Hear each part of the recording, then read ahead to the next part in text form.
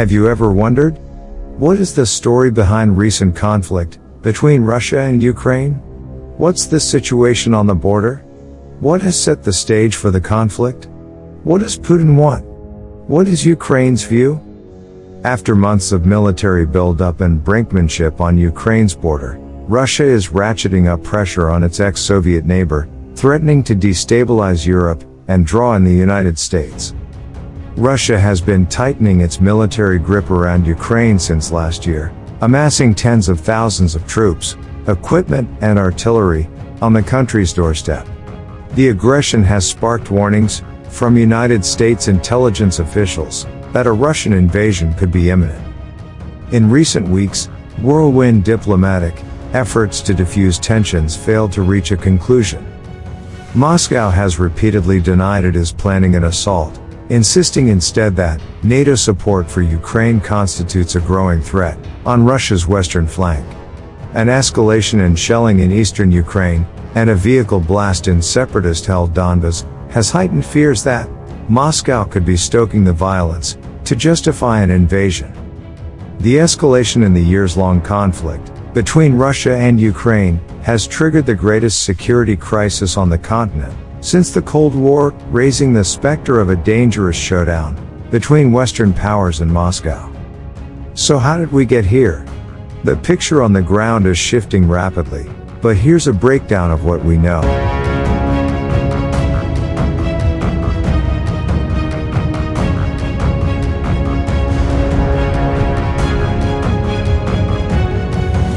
What's the situation on the border?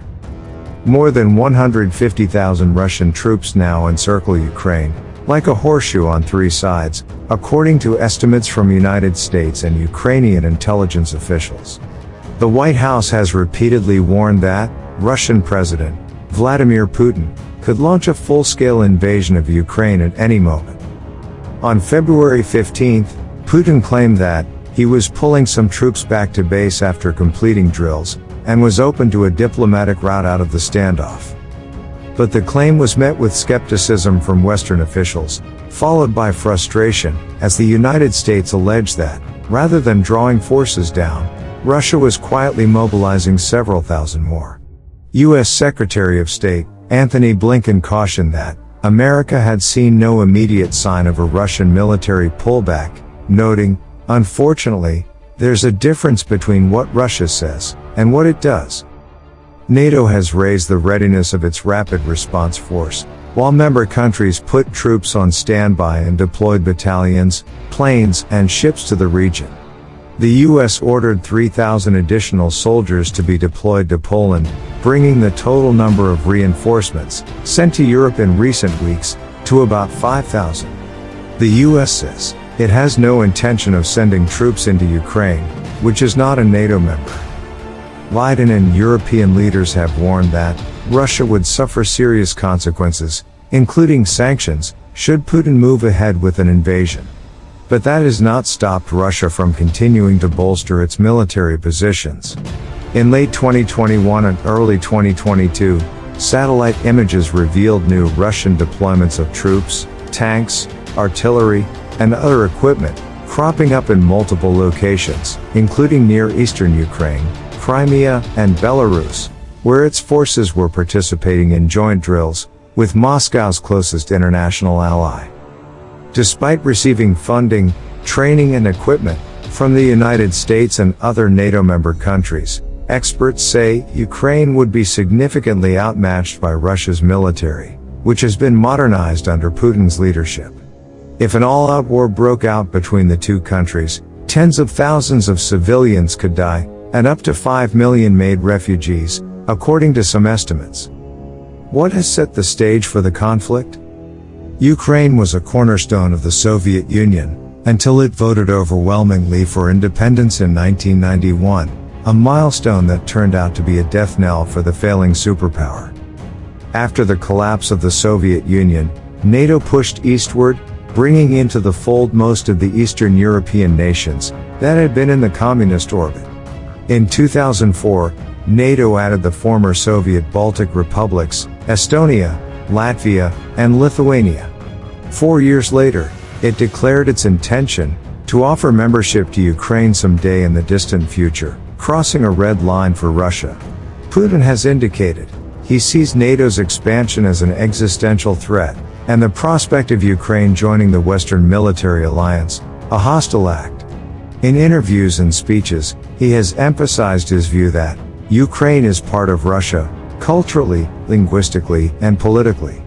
While some of the mostly Russian-speaking population in Ukraine's east feel the same, a more nationalist, Ukrainian-speaking population in the west has historically supported greater integration with Europe. In an article penned in July 2021, Putin underlined their shared history, describing Russians and Ukrainians as one people. Ukrainians, who in the last 3 decades have sought to align more closely with Western institutions, like the European Union and NATO, have pushed back against that notion. In early 2014, mass protests in the capital, Kiev, known as Euromaidan, forced out a Russia-friendly president after he refused to sign an European Union Association agreement. Russia responded by annexing the Ukrainian peninsula of Crimea and fomenting a separatist rebellion in Ukraine's east, which seized control of part of the Donbas region. Despite a ceasefire agreement in 2015, the two sides have not seen a stable peace, and the front line has barely moved since. Nearly 14,000 people have died in the conflict, and there are 1.5 million people internally displaced in Ukraine, according to the Ukrainian government. What does Putin want? Putin has managed to ratchet up pressure on the West for months, without ever firing a shot, or rolling a tank across its border with Ukraine. Moscow has been accused of engaging in hybrid warfare against Ukraine, using cyber attacks, economic pressure, and propaganda to stir up tensions. The State Department claimed in early February that Russia was prepared to fabricate a pretext for an invasion through a false flag video. Still, the Kremlin's intentions in the country have largely remained a mystery. What Putin has made clear, though, is that he views NATO's eastward expansion as an existential threat to Russia. In December, Putin presented the US and NATO with a list of security demands. Chief among them is a guarantee that Ukraine will never enter NATO, and that the alliance rolls back its military footprint in Eastern and Central Europe, proposals that the US and its allies have repeatedly said are non-starters. Putin indicated he was not interested in lengthy negotiations on the topic. It is you who must give us guarantees, and you must do it immediately, right now, he said at his annual news conference late last year. Are we deploying missiles near the US border? No, we are not. It is the United States that has come to our home, with its missiles, and is already standing at our doorstep. High-level talks between the West and Russia wrapped in January, without any breakthroughs. The standoff left Europe's leaders to engage in a frenzy of shuttle diplomacy, exploring whether a negotiating channel established between France, Germany, Russia, and Ukraine to resolve the conflict in Ukraine's east, known as the Normandy format talks, could provide an avenue for calming the current crisis. In a news conference with the new German Chancellor, Olaf Scholz, on February 16, Putin repeated unsubstantiated claims that Ukraine is carrying out a genocide against Russian speakers in the Donbas region and called for the conflict to be resolved through the Minsk peace progress, echoing similar rhetoric that was used as a pretext for annexing Crimea. Moscow and Kiev remain at odds over key elements of the peace deal inked in 2015. Ukrainian President Volodymyr Zelensky recently stated that he does not like a single point of the Minsk Accords, which require dialogue on local elections in two Russian-backed separatist regions in the country's east and, although unclear in what sequence, would also restore the Ukrainian government's control over its eastern borders. Critics say the agreement could give Moscow undue sway over Ukrainian politics. Putin has responded in blunt terms by saying that, regardless of whether Zelensky likes the plan, it must be implemented. Like it or don't like it, it's your duty, my beauty, Putin said in a news conference alongside French President Emmanuel Macron. Zelensky, a former comedian and TV star, won a 2019 election in a landslide, on promises to end the war in Donbas, but little has changed.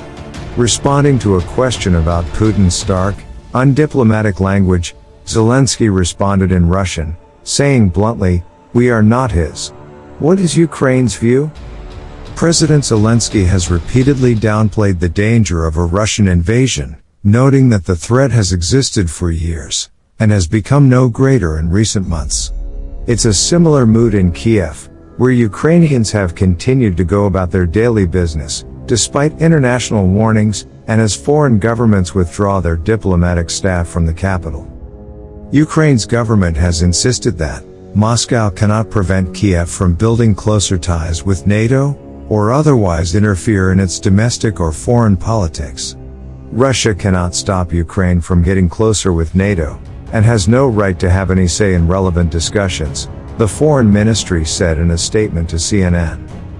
Tensions between the two countries have been exacerbated by a deepening Ukrainian energy crisis that Kiev believes Moscow has purposefully provoked. Ukraine views the controversial Nord Stream 2 pipeline, connecting Russian gas supplies directly to Germany, as a threat to its own security. Nord Stream 2 is one of two pipelines that Russia has laid underwater in the Baltic Sea in addition to its traditional land-based pipeline network that runs through Eastern Europe, including Ukraine. Kiev views the pipelines across Ukraine as an element of protection against an invasion by Russia, since any military action could potentially disrupt the vital flow of gas to Europe. It is just one of myriad challenges facing Zelensky's government. The former actor, who played a president on Ukrainian television, has had a brutal baptism of fire into real-world politics since assuming office in 2019. His government's popularity has stagnated amid multiple domestic political challenges, including a recent third wave of COVID-19 infections and a struggling economy. Many Ukrainians are unhappy that the government has not delivered on the promises that brought it into power, including cracking down on corruption in the country's judicial system. But the more pressing concern is Zelensky's failure so far to bring peace to the country's east. Amid warnings from Western leaders of a Russian invasion any day, the Ukrainian president declared, February 16th, a national day of unity, insisting that Ukraine was not intimidated by any enemies, and would be able to defend itself.